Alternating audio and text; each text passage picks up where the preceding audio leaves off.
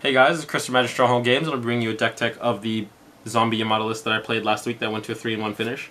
There's been lots of interest in it, so I wanted to do a deck tech showing it off, as well as making Salt a thing again, hopefully. So Ruler's Blazer, he makes all their stones tap for red, also is a pretty good answer to Regalia decks. Being able to tap any stone for red is pretty relevant in this deck, as we want to play our draw and discard package on top of our mill package, and all those resonators are red. Significantly better than the Charizard who used to run the Salt deck. One little red the Pure Stone. Call red, call black, doesn't really matter. It's kind of situational. Red helps with the OGK, black helps with our little dudes to help push through and put pressure on. One Magic Stone and Moonshade. This is to ensure that even if Blazer should die, we can still play all our red spells, as we play no double red except for Yamata. But Yamata is coming from the grave, so we don't really care. It also taps for white at the cost of 200, and Genesis Creation being a 2 white cost is pretty relevant, as we want to keep casting on a turn 4 if we have it in our hand. Speaking of which, we want to run 4 Heaven's Rift. This again helps with paying Genesis Creation 2 white cost on turn 4. We want to consistently get that off. And rounding out the rest of the deck, we have 4 Darkness Magic Stone. Basic Stone, most of the deck's black. We want to play dudes. Starting with Yamata himself, this is what makes the deck. Well, one half of what makes the deck.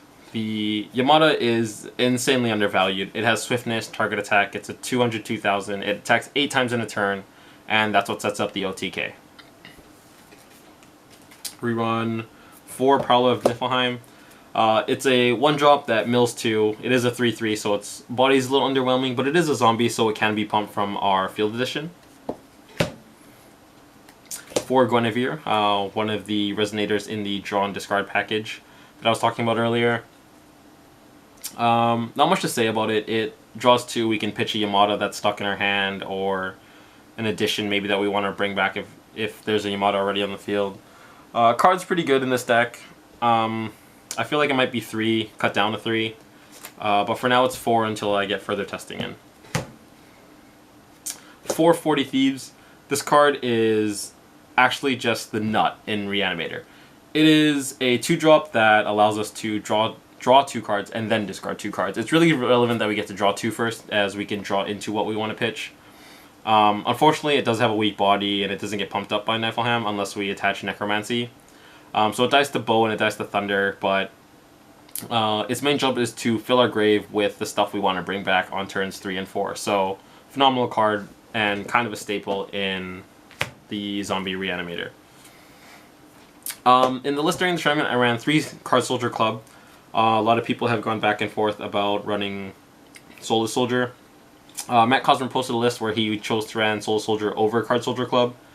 His reasoning was that it trades with Lancelot, and I have to fully agree with him. During excuse me, during the tournament, I decided to run Card Soldier Club, as my meta is filled with lots of Zeeks and Horn players. And when my grave is empty, the deck just doesn't function as well. So I wanted to fill my deck with dudes that would fill the grave a lot faster. And a 2-drop that mills 4, to me, was more valuable than a 2-drop that mills 2. But Soulless Soldier is a zombie, so it gets pumped by the field edition. And it's actually not that bad a trade-off. In future lists, this will probably be changed into Soulless Soldier. Just keep that in mind. But for the tournament, I ran 3 Card Soldier Club. Ran 3 Nyarlothotep. This card is insane. It is Thoughtseize on a stick if you come from Magic. Being able to gain information from your opponent is extremely important in playing certain matchups. You want to know what's in their hand, what their lines of play are, and what your outs are. Playing into an open hand and knowing what they can do makes you yourself a better player during that round. And it just, information in any card game is just super vital, and I really like this card. And it's an 8/8 body that we can cast on turn 2, sometimes even more if we attach necromancy or if we sideboard into Arthur. That rounds out the resonators. Moving into spells, we run 3 Genesis Creation. 4 is a little too clunky. It is a double white. We also run Book of Eibon, so we're not dying for this card. This card is just the one that we want to see. But having 4 is really clunky, and having 2 in our opening hand just is the worst feeling in the world. Speaking of Book of Eibon, we do run 3 of them. This is our secondary out against decks. We can bring back Yamata or something else relevant. What I do like about this card is it is a 3-drop, so it can catch control decks off guard, because a lot of control decks spend turn 2 and 3 setting up their initial board presence, and this just comes in and lets us slam a Yamata who can pick off a lot of their early chumpers. It's also relevant that this is an addition field, so it can be targeted by Genesis of Creation, so we can potentially get 2 Yamatas out in the field. Next card up is Necromancy of the Undead Lord. This card is the reason I wanted to bring Salt back. This card is phenomenal. The art is amazing, the card effect is amazing, and it's just nuts. If you don't know what it does, it is a 1-drop addition that when the Resonator it's attached to becomes a zombie and gets +2/+2. But what makes it so good is that whenever a Resonator enters your field, whether it's from a spell, from your hand, you can attach this from your grave to it for free.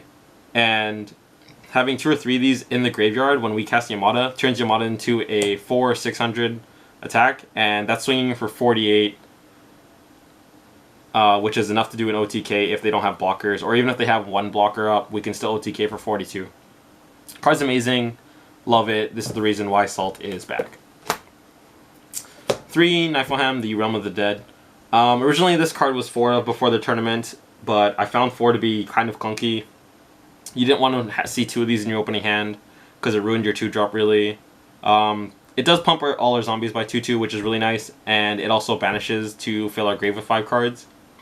And we really enjoy the fact that it refills the grave should we get Horned or Zeexed. And yeah, it acts as a lord on the field for zombies. I really like this card. 4's too clunky though. 2 Deathscythe Regalia decks are still relevant, and they do give this deck a bit of a problem, especially the new Arlo one. So being able to see Deathscythe is extremely relevant. If we need to, we sometimes need to see them in multiples, so run 2 main and couple on the sideboard. We run 2 Realm of Pure Spirits. This is to help protect against control decks, or decks that run the Demon Bow combo. Demon Bow is just Demon Flame and Artemis. A lot of time they'll just Artemis Yamata and then Demon Flame him, which really throws a wrench in our gears. So this protects us from that, as Yamata has Vigilance, so he doesn't tap. We do run an extra 1 on the side just in case, but 2 main I think is the right amount. The last card in the deck is Necronomicon. I'm a little iffy on the card. I'm slightly sold on him, slightly not. I think it's a little underwhelming if you see it in your opening hand, because you probably won't see it for the rest of the game. But the one time that I did cast it, it was nice, and it gave me an extra out against that deck. But I think it eventually gets cut.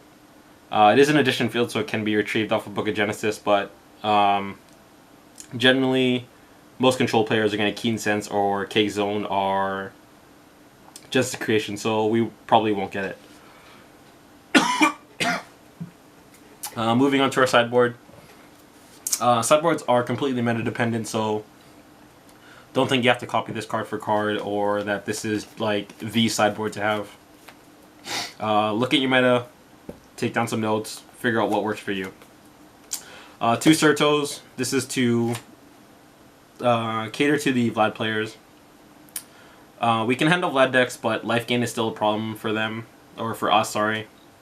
And having them lose 100 every time Resonator goes to the graveyard as well, not gaining life, is a pretty big deal to us, so I do want to play 2. 2 Susans. This is to handle any Bahamut players, although I think that phase is dead.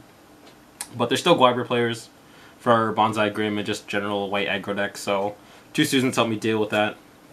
1 Nyarlothotep on the sideboard. Information, always a good thing. I feel like this is probably being added to the main deck soon. Might be what Necronomicon gets cut for. But for now, it's in the sideboard. 2 more Deathscythe. Again, Regalia decks give this deck a big problem, and I would prefer to see multiples of these against Arlo decks so that we can just kill them and move on with the game. 1 Realm of Pure Spirits, extra protection against control, so definitely needed. 2 Dark Pulse. This card is amazing. It is an instant speed board wipe. It kills Grim decks, it kills Knight decks, it kills the Soulless Soldier decks. It whiffs on Sacred Beast, but Sacred Beast isn't being played heavily at the higher levels of, or the more competitive levels of play. So I feel like this card's really good in the sideboard. I do run 2 Dream of Juliet. I usually run these in any deck that runs white. I feel like they're a great utility card. It draws a card, it blinks a dude, it destroys additions, and if Salt's going to be a thing, I want to destroy their additions as much as I want to blink dudes. Running out our sideboard, we have 3 Arthur. Arthur is meant to just come in against control decks or decks that would give the Genesis Creation combo a problem. So our deck turns into a sort of mid-range beatdown where we apply pressure with our early zombie dudes and smash face. He is a zombie himself, so he does get pumped from Niflheim, and being able to attach Necromancy the Undead Lord to our regular beaters on top of this, and the Field Edition is pretty big. If they don't find a problem, or if they don't find a solution real quick, they're just dead from a aggro mid-range build. So that's it for Yamata, the zombie Yamata list. I apologize for all the coughing, but hope you enjoyed, and the list will be changing. I will do an updated version soon enough, but for now, there you go. Check out Magic Stronghold if you haven't already, and see you soon.